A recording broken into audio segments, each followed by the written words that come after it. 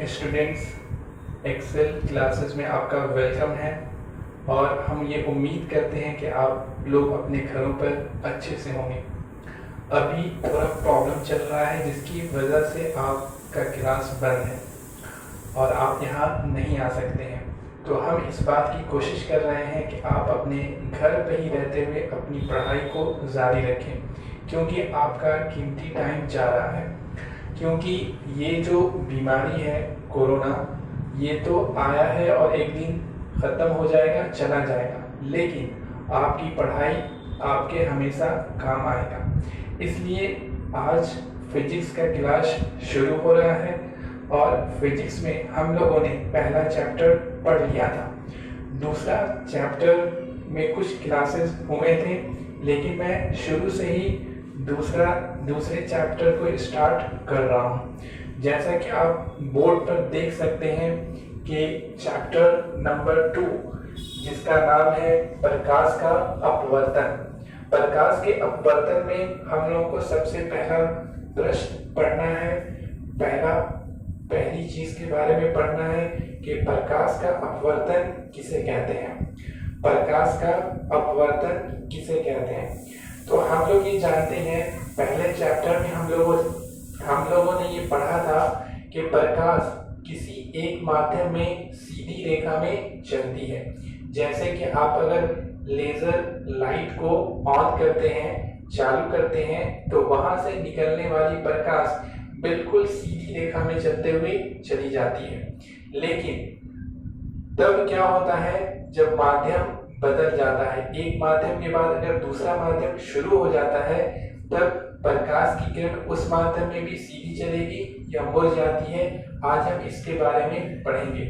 तो देखा ये जाता है प्रयोग से कि जब प्रकाश की किरण एक माध्यम से दूसरे माध्यम में जाती है तो वह अपने पथ से मुड़ जाती है, और इस घटना को ही, प्रकाश के इस मुड़ने की घटना को ही प्रकाश का अपवर्तन कहते हैं। जब प्रकाश की किरण एक माध्यम से दूसरे माध्यम में जाती है, जैसे वायु एक माध्यम है, जल दूसरा माध्यम है, इस तरह से कांच भी एक माध्यम है।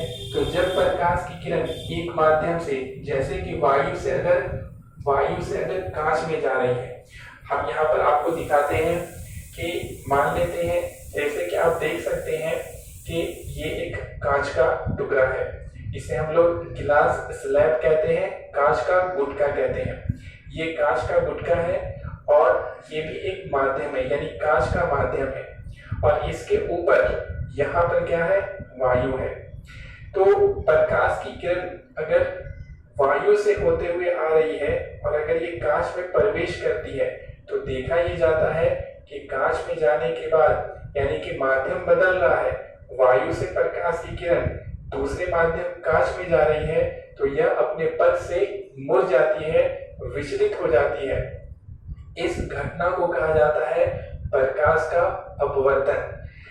इसे हम लोग यहाँ पर चित्र में भी देख सकते हैं। इसी चीज को यहाँ पर आपको बोर्ड पर इस तरह से दिखाया गया है, चित्र में दिखाया गया है। ये कांच का एक यहाँ पर गुटका है या टुकड़ा है।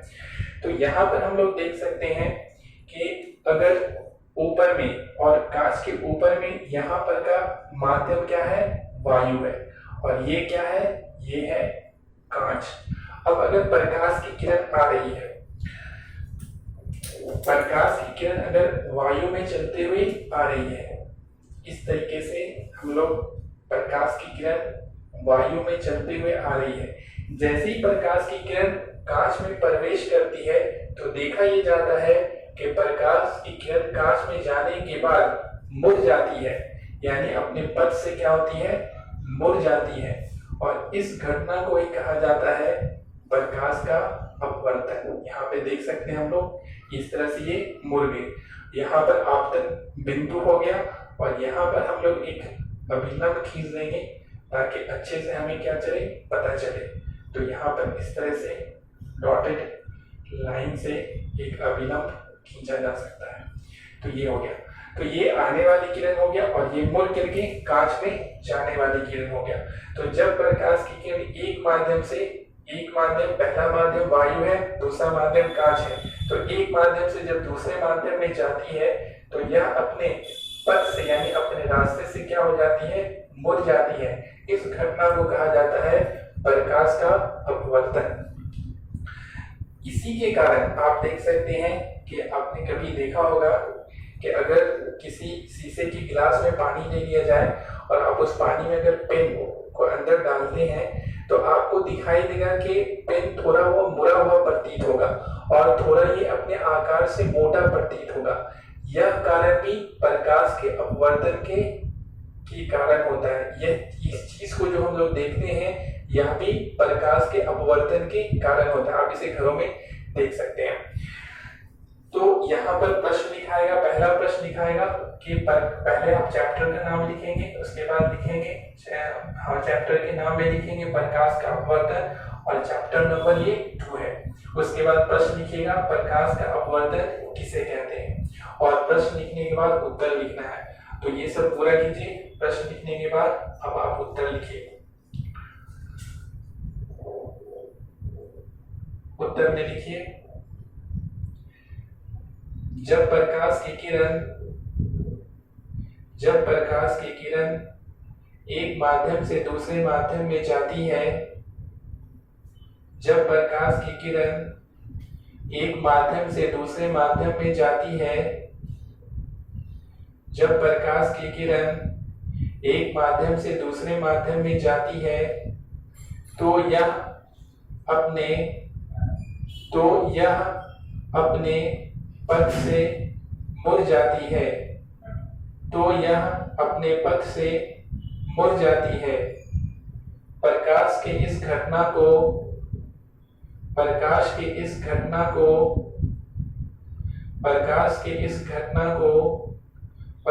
का अपवर्तन कहते हैं। प्रकाश के इस घटना को प्रकाश का अपवर्तन कहते हैं। प्रकाश का अपवर्तन कहते हैं। अब ये वाला आप चित्र बना दीजिए। ये वाला चित्र बनेगा यहाँ पर।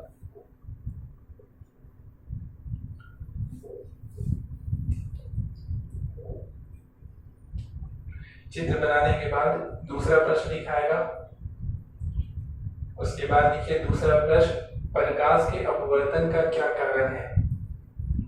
दूसरा प्रश्न लिखिए, प्रकाश के अपवर्तन का क्या कारण है।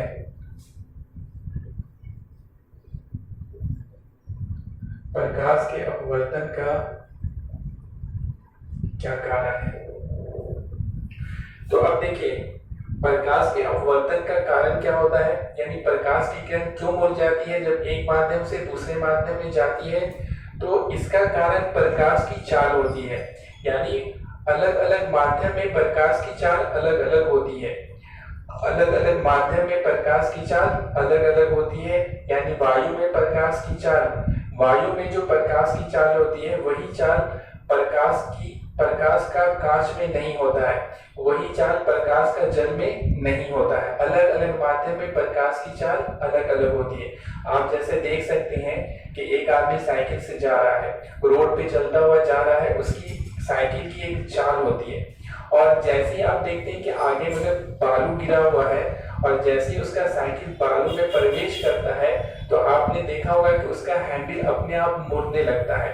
क्यों मुड़ जाता है कि इसका कारण क्या है कि इसका कारण एक तो ये है कि उसकी चाल अचानक घट जाती है और घटने के कारण उसका हैंडल क्या होता है, मुड़ने लगता है, एक सीधी रेखा में नहीं चल पाता है। ठीक इसी तरीके से जैसे कि वहां पे साइकिल एक माध्यम से जब दूसरे माध्यम में जाता है तो मुड़ने लगता है। पहले रोड में चल रहा था, बिल्कुल कंक्रीट का रोड था, उसके बाद बालू शुरू हो गया तो बालू में क्या होता है, उसका चाल अचानक घट जाता है और वो अपने आप क्या होने लगता है, मुड़ने लगता है। तो इसी तरीके से प्रकाश के साथ भी होता है, क्योंकि प्रकाश की चाल अलग अलग माध्यम में अलग अलग होती है। यहाँ पर हम लोग देख सकते हैं अगर निर्वात या फिर वायु,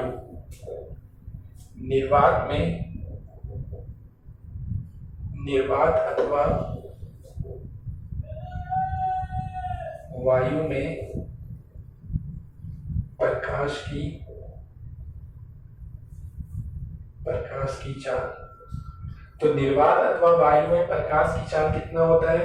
तो ये होता है 3 लाख किलोमीटर प्रति सेकेंड।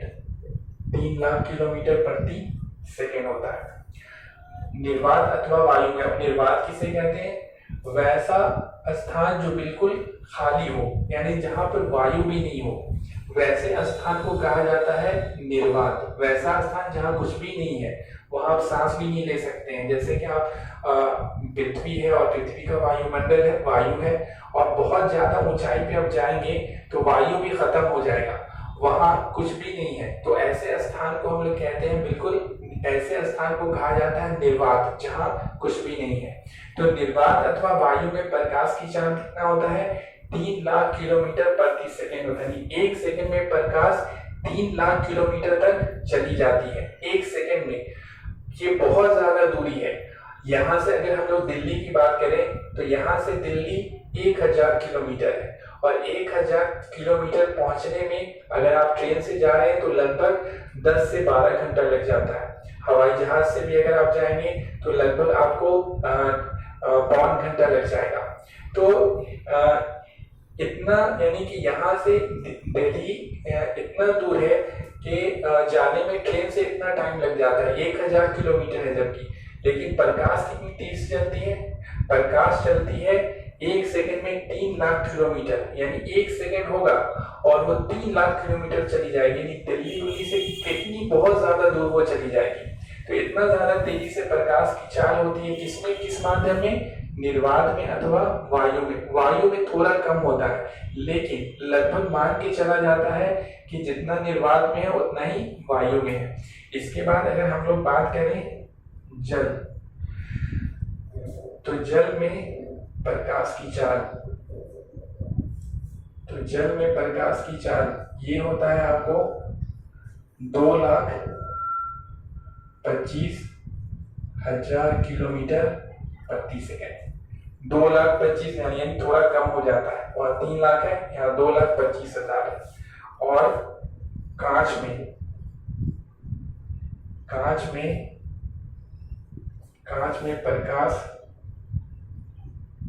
प्रकाश की चाल ये होता है आपको 2 लाख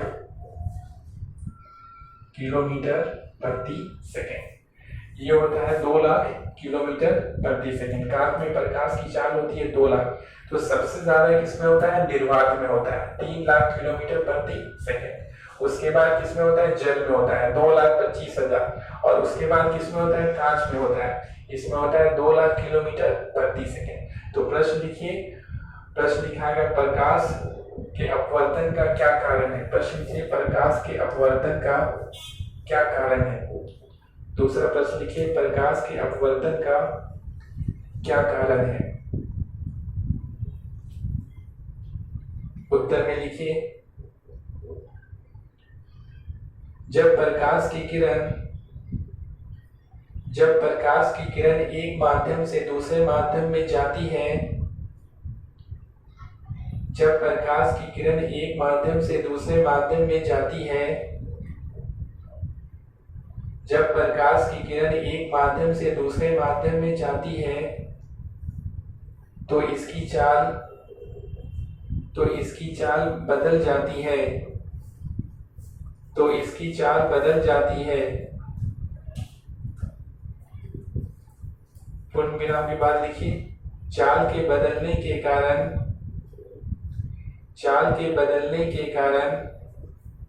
प्रकाश के अपवर्तन की घटना होती है। चाल के बदलने के कारण प्रकाश के अपवर्तन की घटना होती है।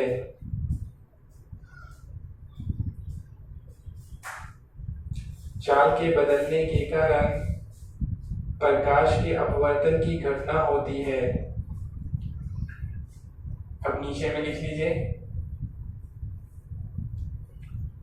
लीजिए, निर्वात अथवा वायु में प्रकाश की चाल, नीचे वाली लाइन में। फिर ये वाला लिखिए, जल में प्रकाश की चाल। उसके बाद लिखिए, कांच में प्रकाश की चाल। ये तीनों को उतारिए।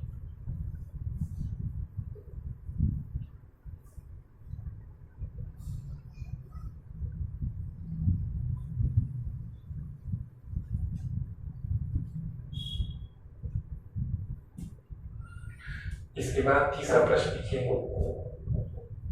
तीसरा प्रश्न लिखिए, प्रकाशता विरल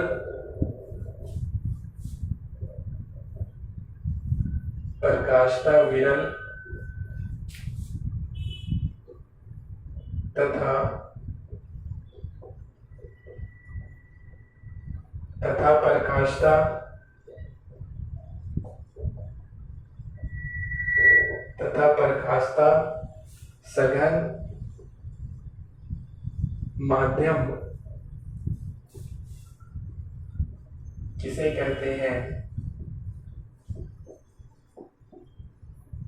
प्रकाशता विरल तथा प्रकाशता सघन माध्यम किसे कहते हैं? उत्तर में लिखिए, यहाँ पे लिखिए उत्तर में प्रकाशता विरल लिखिए।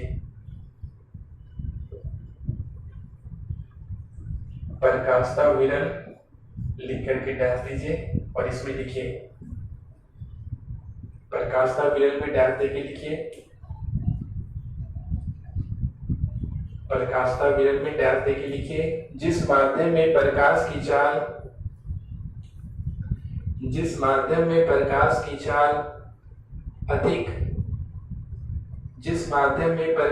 चाल अधिक होती है, जिस माध्यम में प्रकाश की चाल अधिक होती है, उस माध्यम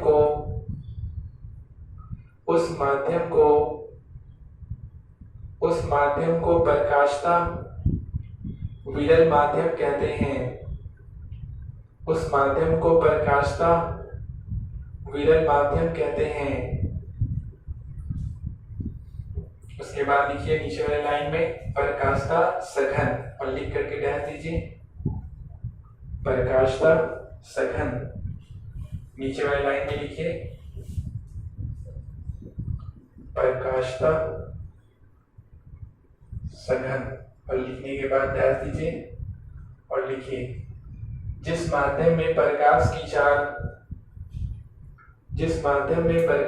चाल कम होती है, जिस माध्यम में प्रकाश की चाल कम होती है, उस माध्यम को प्रकाशता सघन माध्यम कहते हैं। उस माध्यम को प्रकाशता सघन माध्यम कहते हैं। उस माध्यम को प्रकाशता सघन माध्यम कहते हैं। देखिए विरल और सघन, सघन का मतलब घना। तो आप देख सकते हैं, ऐसे आप समझ सकते हैं कि कहीं आप रोड पे जा रहे हैं और वहां पे घनी आबादी है, तो अगर घनी आबादी है तो वहां पे अगर आप गाड़ी से जा रहे हैं तो आपकी गाड़ी का चाल क्या होगा? कम होगा। घने जगह पे चाल क्या होगा? कम होगा। या इसी तरह से घने से याद रखना है सघन, तो सघन यानी घना, तो घने जगह पे गाड़ी की चाल कम होती है, यानी प्रकाश की चाल यहाँ पे क्या होगी? कम होगी। तो जिस माध्यम में प्रकाश की चाल कम होगी उसे कहेंगे सघन, और जिस माध्यम में प्रकाश की चाल अधिक होगी उसे कहेंगे विरल। विरल का मतलब खाली। तो अगर रोड खाली है तो आपकी गाड़ी उस रोड पे क्या होगी? बहुत तेजी से चलेगी। यानी कि गाड़ी विरल जगह पे यानी खाली जगह पे गाड़ी तेजी से चलेगी, यानी विरल माध्यम में प्रकाश तेजी से चलेगी। तो जिस माध्यम में प्रकाश तेजी से चलती है उस माध्यम को कहते हैं विरल, और जिसमें प्रकाश की चाल कम होती है उसे कहते हैं हम लोग सघन। अब कोई अगर आपसे ये पूछे कि बताइए कि निर्वात और जल में इन दोनों में कौन सा विरल माध्यम है और कौन सा सघन माध्यम है, तो हम देखेंगे कि किसमें प्रकाश, कोई एक याद रख लेंगे। जैसे विरल का याद रख लेंगे तो विरल क्या होगा? जिस माध्यम में प्रकाश की चाल अधिक होती है। तो इसमें देखेंगे किसमें अधिक हो रहा है, तो निर्वात और जल में हम लोग देख सकते हैं कि निर्वात में प्रकाश की चाल अधिक होती है, 3 लाख होता है 1 सेकेंड में 3 लाख, और इसमें होता है 1 सेकेंड में 2,25,000। तो ये ज्यादा है, 3 लाख रुपए ज्यादा होता है ना, 2,25,000 क्या होता है? कम होता है। तो 3 लाख है, एक सेकंड में 3 लाख किलोमीटर, तो बहुत ज्यादा हो गया, और एक सेकंड में क्योंकि कम है, तो यानी कि निर्वात में प्रकाश की चाल अधिक है। तो इसका मतलब ये वाला माध्यम, ये वाला निर्वात वाला माध्यम हो गया विरल, जिसमें प्रकाश की चाल अधिक होगी उसे कहेंगे विरल। तो निर्वात वाली माध्यम हो गई विरल, और जल हो गया सघन, इसमें कम है। तो इस तरह से हम लोग पता कर सकते हैं कि किसमें प्रकाश, कौन सा विरल माध्यम होगा और कौन सा सघन माध्यम होगा। इसी तरह से अगर आपसे ये कोई पूछता है कि जल और कांच में बताइए कि कौन सा विरल है और कौन सा सघन, जल और कांच में, तो देखेंगे किसमें प्रकाश की चाल अधिक है। तो जल में प्रकाश की चाल अधिक होती है, और जिसमें प्रकाश की चाल अधिक होती है उसे कहते हैं विरल, उसे कहा जाता है विरल। तो जल हो जाएगा विरल माध्यम, और कांच हो जाएगा सघन माध्यम, घना माध्यम हो जाएगा। इसलिए इसमें देखिए कम है प्रकाश की चाल, यानी इसमें एक सेकंड में 2 लाख किलोमीटर है, और इसमें एक सेकंड में 2,25,000 किलोमीटर है। तो इस तरह से हम लोग को अगर कोई दो माध्यम दिया हुआ है तो हम लोग उसमें ये पता कर सकते हैं कि कौन सा विरल होगा और कौन सा सघन होगा। अब इसके बाद हम लोग नेक्स्ट क्लास में आगे पढ़ेंगे। Okay, thank you.